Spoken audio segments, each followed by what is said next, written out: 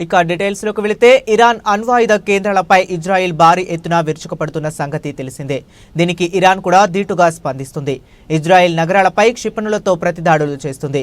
రెండు దేశాల మధ్య దాడులు, ప్రతిదాడులతో పశ్చిమాసియాలో ఉద్రిక్తతలు నెలకొన్నాయి. దీనిపై అమెరికా అధ్యక్షుడు డొనాల్డ్ ట్రంప్ తాజాగా స్పందించారు. ఇరాన్పై నిన్న రాత్రి జరిగిన దాడిలో తమకు ఎలాంటి సంబంధం లేదని ట్రంప్ స్పష్టం చేశారు. ఇరాన్ రక్షణ మంత్రిత్వ శాఖ ప్రధాన కార్యాలయం అణు ప్రాజెక్టుపై ఇజ్రాయెల్ భారీ దాడులు చేసిన కొన్ని గంటల తరువాత ఆయన ఈ వ్యాఖ్యలు చేశారు. తాము రంగంలోకి దిగితే పరిస్థితి వేరేలా ఉంటుందని చెప్పారు. ఒకవేళ అమెరికాపై ఇరాన్ దాడికి ప్రయత్నిస్తే తమ సాయుధ బలగాల పూర్తి శక్తితో ఇరాన్ మునుపెన్నడూ చూడని స్థాయిలో ప్రతిబంధిస్తామని హెచ్చరించారు.